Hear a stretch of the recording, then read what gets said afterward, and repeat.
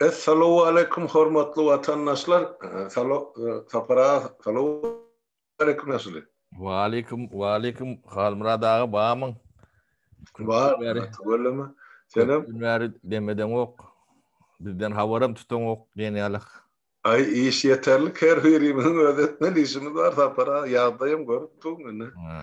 Türkmenistan'ın ödesi, daşta görevi, adımlar can edip tuğurlar, maslahat soğraşıyorlar, yurdun içinden huvsarlık.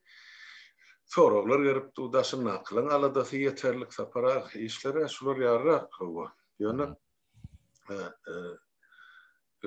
Ursot bersen men hazır biraz halkımıza başka taraftan edilen işlerin informasyasını yetireyim.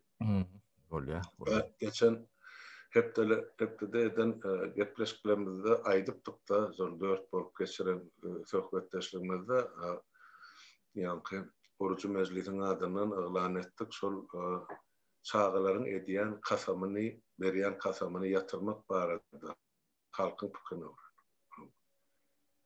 Yurdun içinde ötewürüğünde bolup geçen vakalar, siyasi vakalar, harbi vakalar gözüne tutup nazara alıp sulatları şular reali netice geldik orucu mecliste kaparağı şol real karar verdik. Şol harbulamız var bizim. Harbi koşunu kulluk edip verelim. Şuları şuunki verilen kasamından azat etmek barada teklifi kabul ediyoruz. Yani şunu beyanat etmeden ol, şu halkımıza sonra vermek için şu koyulayan tertipte, şu yağdayda yurdun içindeki daşın yakı yağdayı göz önüne tutup, hükümetin işten daşlaşarlığını göz önüne tutup, cevap karşılıktan kaça duranını göz önüne tutup, şu harbi kasamı yatırmak barada adamlarda näme pikir var. Harbi kasam vatandaşlar her bir devletin harbi koşununa bardır. Yani kasamlar dine Türkmenistan'ı diyemezsen beyleki devletlerde prezidenti kasam içiyaz ya şonu korumakçı ya şonun için vepat bolmakçı şular yaldırlı titullar bilen yazılan kasam yok. Hiç olmanı özün seyleyen devletlerin, milletlerin konstitusiyasında ya şoların harbilerinin kasamının şu sözler yok. Biz kasam 92-nji ýyldan soň Niýazowyň baş tutuldygyny diýerdiler kasam soň başda Niýazow kasam etdirdiler inni gurban bolan. Harbular watany gorumak. Olaň bar borjy şol. Watanym kim halka degişli, döwlet kime degişli, halka degişli. Ol emma prezident diýen watandaşlar ol bizim hakyny tutan menejerimiz, işgärimiz, iş başarsa dowam etdirip başarmasa da boşat ornuň başy tagermen hasap edýär. Bar şu döwletlerde şular kanun işläpdir. Bizde bolsa şu prezident diýilen kanundan ýokarda goýulýar, konstitusiýadan ýokarda goýulýar. Oň her bir agzyndan çykan söz ferman ýa kanun edip kabul edilýär. Bu diýilen ters we ýalňyş düşünür. Şonuň üçin Türkmenistan'ın için ve daşın serhetlerini emele gelen siyasi ve harbi yağdaylar göz önüne tutup ve harbi eskerlemedi şuunki edilyen ya berilen kasamdan azat etmek ya boşaltmak barada karar kabul ettik. Yani şu kararı resmileştirmeden ol halkımızın şu mesele boyunca fikrini bilmek için halk bilen sağlaşıklı etmek için işler. Birinci aytacak bolýan zadım şundan var. Saparağı sizem öz pikirinizi aýdarsyňyz elbetde häzir. Ondan ýene de bir başga bir zat aýdylmaly zat şu ýanky o insany bolan ýagdaý bilen ýa bolup duran ýagdaý bilen baglanşykly. Seredin. Türkmenistanyň mahkemesi var. Indi şolary gidip şol serhet ýakasyny serheti gorumak üçin, berketmek üçin güýç hökmüni komandirovka uğradyarlar diýen. Şoňa gitmejek bolup şular işinden çykmagy arda ýazýarlar diýer. Mehemen işgärler. Şeredine bolýanda şu hakyky habar gelip durdy. Şol okumagyna barmajak bolup, öz döwletini, milletini, halkyny goramajak bolup, ine bilen ýüzürýän mekirli. Ayho ýigitler, siz eliniz gamçyly, dürreli öz halkyny garşysyna 30 ýyllap işlediňiz.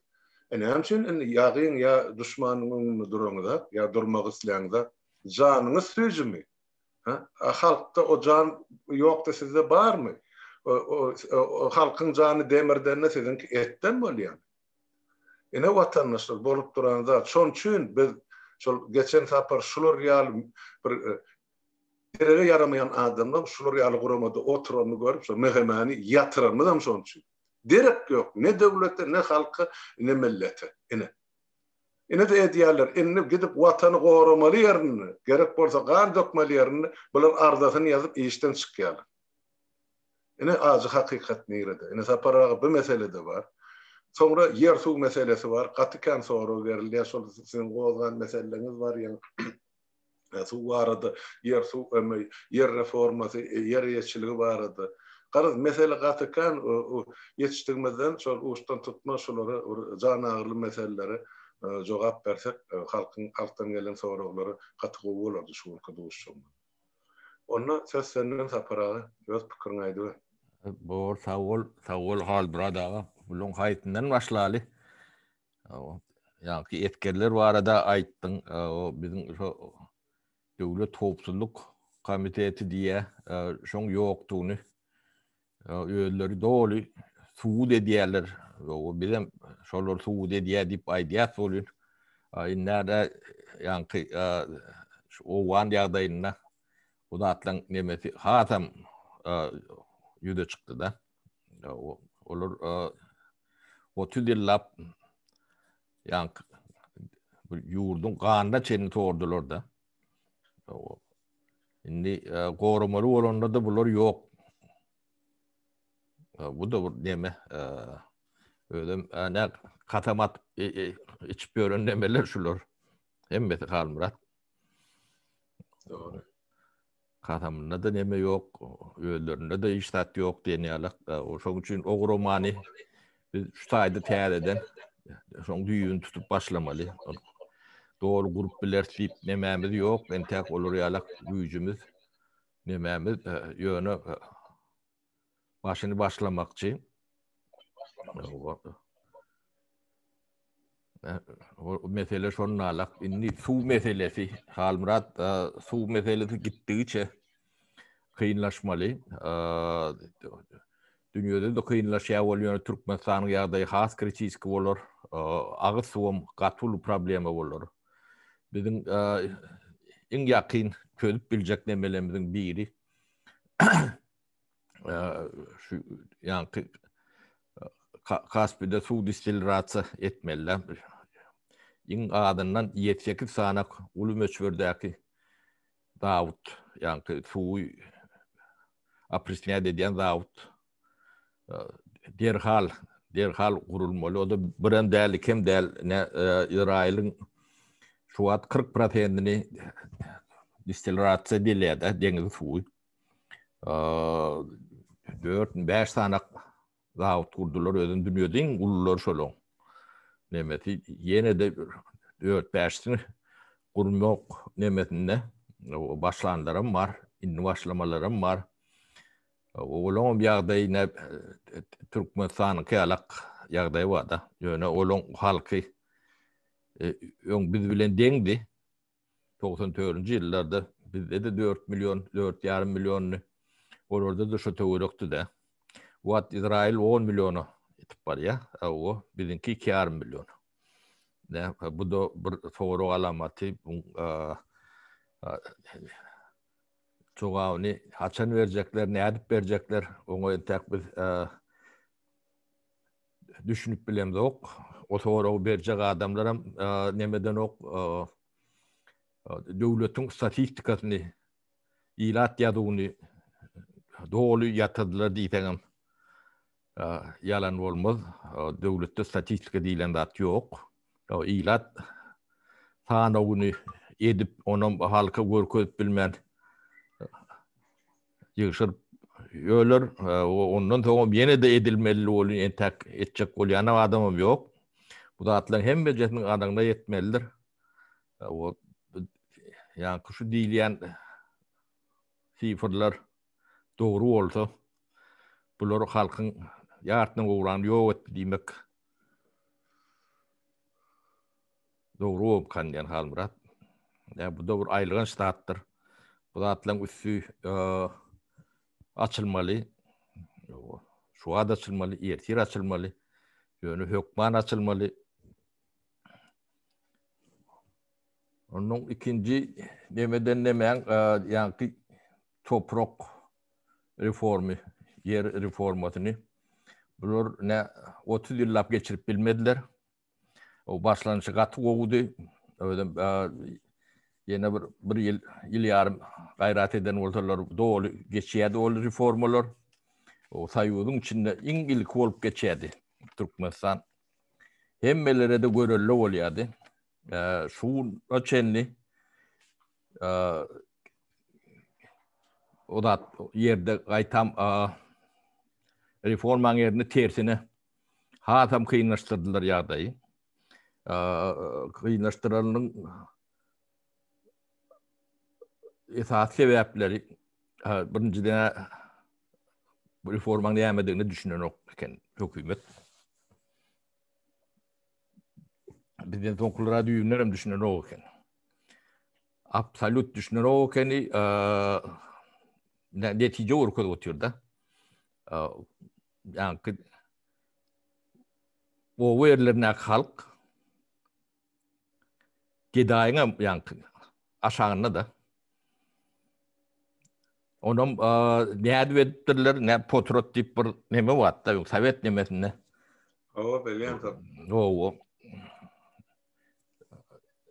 yani hemen adamın ağzında denglik tip bir zat vardır. O ben onun kemmi hemen de deng paylanıp vermeli, deng nemedilmeli yani bir ovan ya da bir kalkodun yerini şu ilatına paylatan bir hektardan yarım hektardan etkiydi. O 2 hektardan yetenine de 2 hektardan dayıkancılık edip o çörü ip bolunok. O vuruyor yankı patsobunu kadar yalak yankı dağışını uçastık yalak nemede hizmet edip biliyede. Şu işi uğruyede. Yani o taydan maşkalekler yalak önümçülük edip bolunok da. Yani şu bir kavurda atları düğünden yani dünyada bork geçen de atlar bilen dememiz de yok da. Ne mi diyeyim? İnformasyon bilgi akışı yok. Onun yürüteden olmalılar. Ne küçük hocalıklar, biz Şivet'e gelemizde 97. yıllarda küçük hocalıklar yektik görünüyordu. Yani 50 baş tağlayan tığırlı, 40 tağlayan tığırlı küçücük hocalıklar vardı. Şoların bir küçük yılın içinde yemettiler, yapılırlar. Aya uydurup olan nokta. Konkurenta çıdap olan nokta. Dine yani ulu 200 başlı, 150 başlı yani tağlayan tığırlı ulu hocalıklar aya üstünü durup bilirler de. Olağım yani iyi bağdatı yani yer nemetinden öğünden almalı. 150 hektar, 200 hektar, 300 hektar yerin olmasa olur yalak mağla iyi geçtirip olan nokta. Şimdi gödüğüne tutup gör ne bir kalkodal yanında ya bir etraval yan. Yerini huzur oluşturmalı. Yani her kimin toprak hakkı var da. Yer hakkı var. O yerinde yaşayan adamın her yerinin toprak hakkı vardır. Onu nerede paylaşacak? O paylap boluyor ne 1 hektardan, 2 hektardan potrot deyip. Yani olur yaşap bilen okur da. Sonra şey ettiler de payladılar potrot deyip 2 hektardan, 2,5 hektardan, 3 hektardan. Halkım şu potrotta 30 yıl işlettiler. 29 yıl. Giday. Abi 2,5 hektarda eden ne ben girden kuşuna yeten okta. öndüren önüm. Ya bunu yürütün mekanizm gerek. O mekanizmler var arada biz önümüzdeki nemelerde ya oğlanlar bilen gurlaşır. Onun ekranı da verir. Bu da atlan hem de çözümü var. O özüm adaletli doğru çözümler var.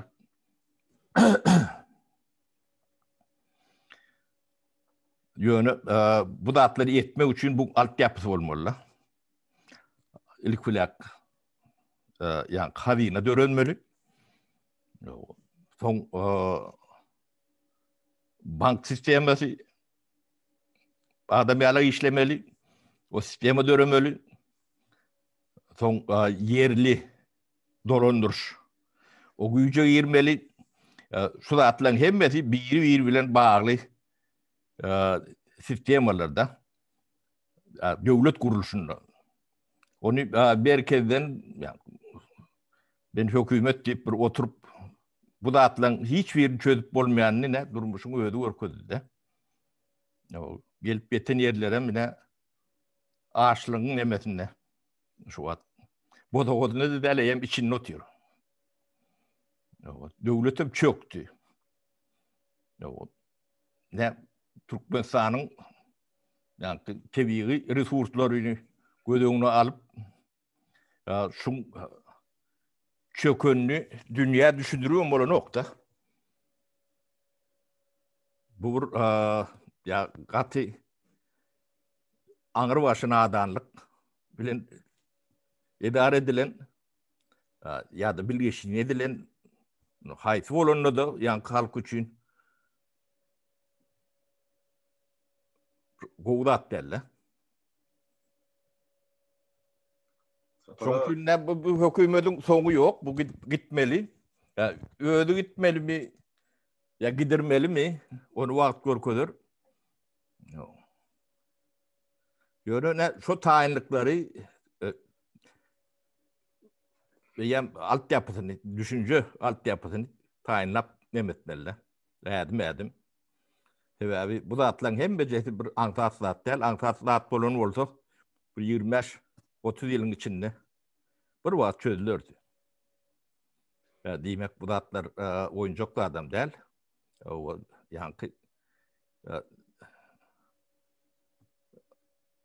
Yani Sulbanos Nilye'de bu ıkbal taşıyıcı yağdaylarda bu da atları çözmeyen yani öz çözülürü taşlanıp bulunur nokta. Ya şu meseleleri var arada ben kayıtacak nemelem şu. Yani bunun her bir var arada detaylı biz gepleşikler eder.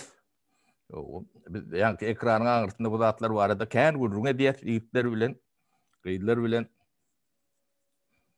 yani hadinani Şu aydayın hazine var arada tapara bir manu çok görüyorum.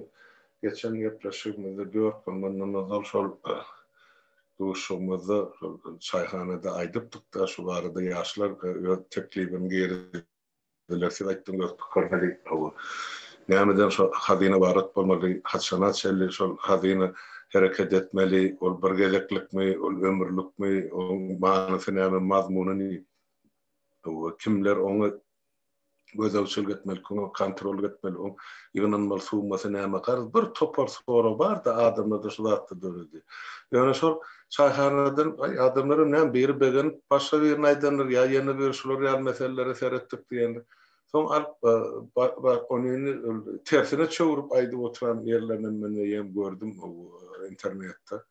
O apparenta diýmeýin olur. Apparendam däl bolýar ýöne şu düşünjesi şol. Ya bank hesabı açıp $10'dan yığınamalı. Ne hem için yığınamalı onu. İyi şey düşünür şu. Yani şu sayede şu geçen gedeki hakimede şu çayhane dedim görüngeçliğimiz var. Sohbetleştiğimiz ya fikir alışmamız şu hadiyenin döredilirliği vardı. Kimlerin şu tabelleleri vardı. Atlarını aytmasam kimlere ınananlığı vardı. Taparat edin şu iktisadiyet çıkıp. Ya şu yaşlar bile şu taparı alıp paran şahsiyet hukmuna adamlara biraz informasiya berýär şu meselede. Evet, havina bu devletin in esası tüsündür hazine. Devlettir. Hazinesi yok devlet. Devletim taylayan neldir? Oları çadır devlet diyten olur ya da yani Bananoy Respublika diyilen yalak. Şolar yalak demeler lakam demeler koyuyorlar da. Bizde hazine yok. 25 yılda döremedi. Hazine'nin değmediğini bilem ok hükümet diyilen demedi. Şunlar yalak düşünce var mı yok mu? Türkmenistan'ın ähli baýlygynyň eýeti hazine bolmalydyr. Prezident däldir. Hökümetem däldir. O hazineň eline bolmalydyr. Ähli baýlygy. Hemme çüýne çendi. Ya ol ödül hususy sektor. O bolýandyr, bolbolur ýöne hususy sektorym hazine şoň bolmagyna tarapdardır. Hazine halkı baý bolsa hazine de baýdyr. Halk baý etmek üçin hazine bolýar-da. Halkyň nemesi.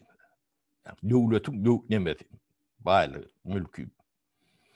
Ne yer reformasynda da ýa paýlaşyp bilen zok diýdi. Ol ýa adalatly boljak bolup hemme bir geçecek pay verip baryň bilet agdy birje o deňlikde geday bolup bolýar. Ya da bunu planlaştırıp bir normal ayakta durup bilýän önüm öndürýän ödüm yani konkurent nemetinde hili oyunçu da bagatı oyunçu da muktarı oyunçu da abiyoma yetirmeliler. Onu etmek için ilkulak halka yerini, hakra düşen yerini 1 hektardan olsa 1 hektardan 5 hektardan olur 5 hektardan berersin. Hazine şolary satın alar. Ödüm gow pul bilen bagarın bagaty bilen satın alar. Soňa ter ýydyra ýa-ni işledek adamlara iş bilýän ýa tenderlen usulen proyektli nemeli ýa-ni optimal abiyomly 100 hektar bolýan, 200 hektar bolýan, 300 hektar bolýan ýa-ni önümçilikliň nemeleri gawat geler ýalak. O ýydyna satýan.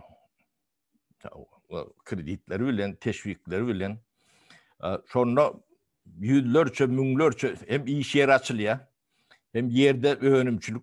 O önümçiligiň önümçilik geçmelerle ýa saglyk iýmitden başlaýar-da. Näme iýip içýän bolsaň, saglygyňam şoňa gösgüni baglanat-da.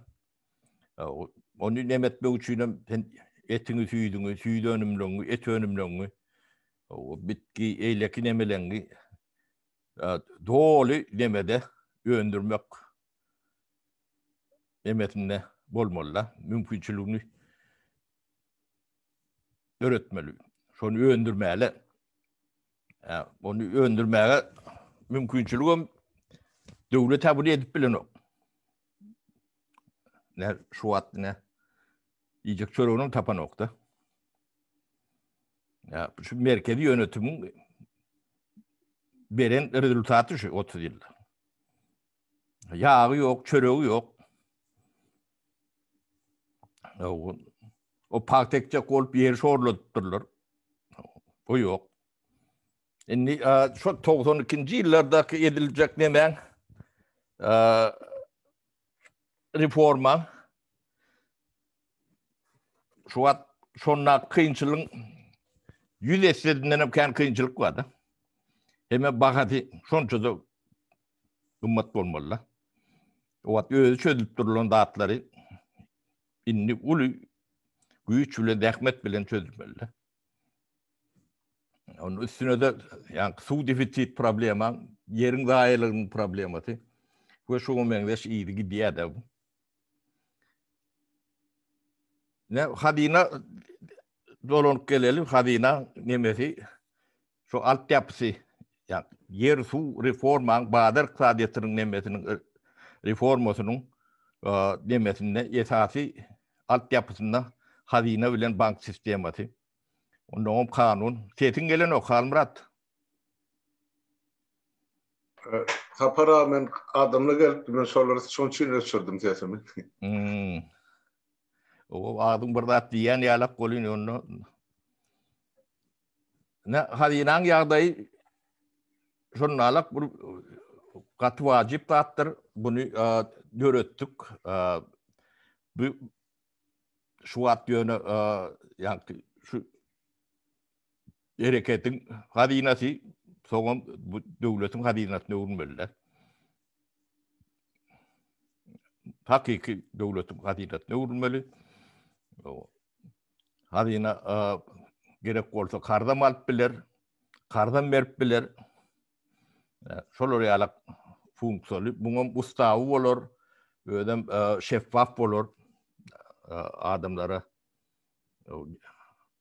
Hemmekşe görünüp durun. Nirde näme gelýär? Näme nirak gidiýär? Ne onun şu ýöňümizde hepdelerde karara demediler. Şu at ýöne biz sudurny işleme skemasyny o adamlaryny belleşdirdik. Üstünde şu at iş alıp barınýa näde işletýär? Nähile hareketler etmeli. O hukuku näme? Jogapkärçilik näme? Borcu näme? Kontrol nähile bolmaly? Kimler etmeli? O terişdeler ýerden toplanmaly. Näde toplanmaly? O bunun biz ýolbaşy nemelerini gaýdlamyza tapşyrdyk. O atlaryny aýdyp oturmaly. O 3 tanak Türkmendenany o ýanynda da ýigitler kömekçi, o birem kömekçi. Ne şular biziň ýanky hazinamyzyň eýeti. Öz namatlary ýalak gorar diýen umyt bar. Oňa da ne ýakyn ünlerde bir akpata berer. İşlerine başlarlar. Hem bana şu atlar barada aýtjağım Halmurat. Setin gelen ok. Başla yeni meşruneken. Faul tapara beren informasiýa ýa maglumatyň üçin adamlar bilip dursa ýaşy da edilýän işle barada. Watandaş hem iş gaty ulokan şeýle töwerekleýin edilýär, düýüpli tutum bilen. On bir gezeklik aksiýa ýa bir adamlyk üçin ýa bir wezip üçin edilýän işler bu zatlar halkymyzyň, döwletimiziň, milletimiziň umumy ýagty geljegi üçin şu günden goýulýan fundament. Şo tagym ene sag bolsun, Taňry ýalkasyn. Ene Hudaýa şükür diýip aýdyn. Ene talantly watandaşlarymyz gelip başlady. Ýaşlarym bar, ýaşul bolşanlarym bar. Sapara kimin den dostlarymyzdan daşyndan maslahat berýän bar, göni gelip boşulmasa da.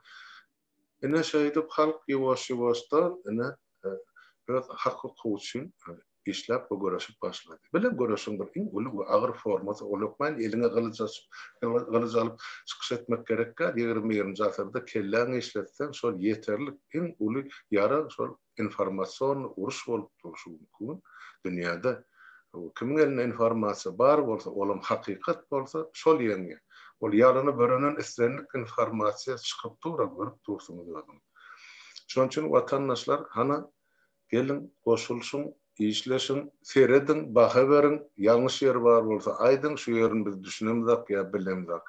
Ýöne turu başdan siziň edýäňiz ýalňyş diýip oňa da delil getirmeseňiz, fakt getirmeseňiz onu siziň sora goýuşuňyz ters bolýar. Da onu elinize kitap alındy, öz düşünjäňizi artdyryň diýmesem menne başga diýer zat ýok. Şular ýaly bir höççetlik bilen ýa-da şol kümsüklik bilen berilýän soralar bar da çok soralyny ýetine bildirmeýdi. Ya eýelerini. Onun için vatandaşlar gece günü iş gidip dur.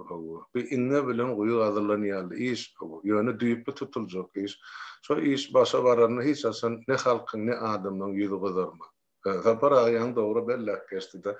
Ol hadinan eyyesi biz kovusundan kovusu ak göröklü, pek göröklü, yaşı maksatlı zenalımızdan yol başladık koyduk. Çok karem solar yol başladık edeceğim solar. İşi öğreteceğim solar. Onun önü daş tevrağında başka yaşlarım var, erkek kövlüklerim var, zenalımızdan var, kızlarım var. Yine şeydik yavaş yavaştan iş yola düşer. Bizim daşından solar ne mi kömek edebilsek eder, yöne ziyan yetirmek. Bizim borcumuz yaşıl hükmü. Yine kıskası aydılsa yine yurdun içindeki yağda şeyle meheme barada aittik. Kasamy yatırmak barada gelin kararımızı aittik. Yani şu karar entek ımıklı güýje girmezden ogun vatandaşlar sizin pikirinizi bilesiniz gelýär. Yazın, aydın şu gerekmi şol kasamda şol prezidentin adını tutmak ya şoňa weparlyk barada kasam etmek ya şoň üçin men jan bermäge taýýar diýdirmek. Hani kasam verenler hani ardasyny ýazdyň işinden açyp ber 30 ýyllap halkyň depesini gamçoýnady oturanlar. Bir topan mel bollar. Yine bolýan zatlar şol vatandaşlar, ýöne şu zatlarda oturup doğru dürüst netice çıkarmak olayım sizin işiniz. Gelecekte nesiller bize berer bahane her veriyemide ya umumu halk bol eden işlemede ya etmediği işlemede.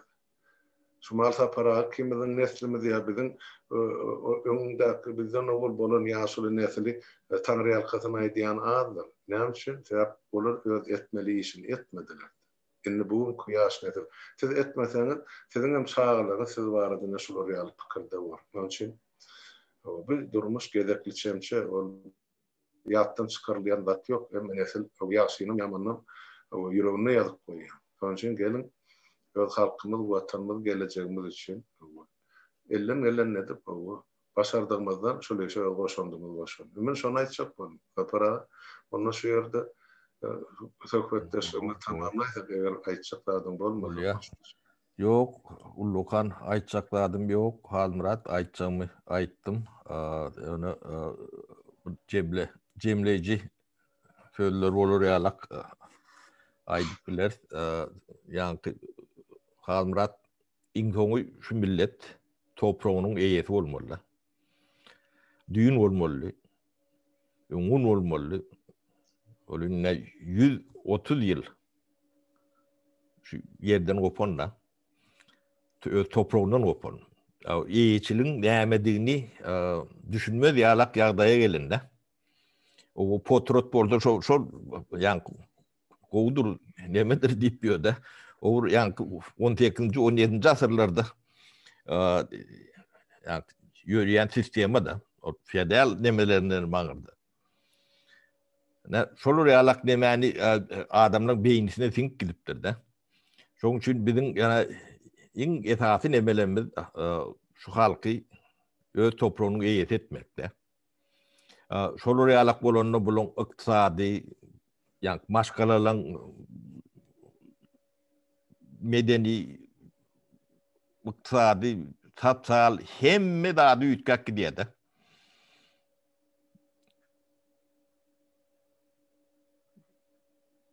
Durşunlu Türk neme ütküyede yani maşkalan durmuş ütküyede. Hakikat sapara. Böyle otursa öde yaşa oturun devletimizin akbalını, adamın durmuşunu bolup duran da günlük görüp oturuyor. Yani biz şeyler durmuşa münasip talya bizim Türkmenlerin. Yok yani mülksüz millet diyen yalap millet bolluk da.